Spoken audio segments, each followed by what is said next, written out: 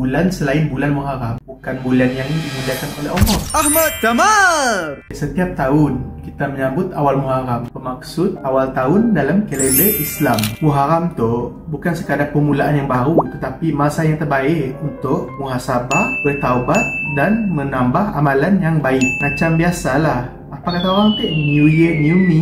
Rasulullah SAW bersabda bahawa sebaik-baik puasa di bulan Ramadan adalah puasa di bulan Allah, iaitu bulan Muharram. Bulan Muharram tu adalah bulan Allah, yang antara 4 bulan yang dimuliakan oleh Allah. Tahu si puasa sunat di bulan Muharram tu?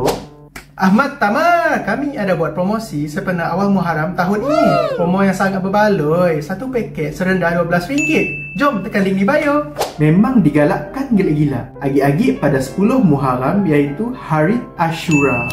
Dan semasa kita berbuka puasa, Nabi Muhammad SAW suka berbuka puasa dengan kurma dan air. Kurma tu kecil tapi hasilnya luar biasa.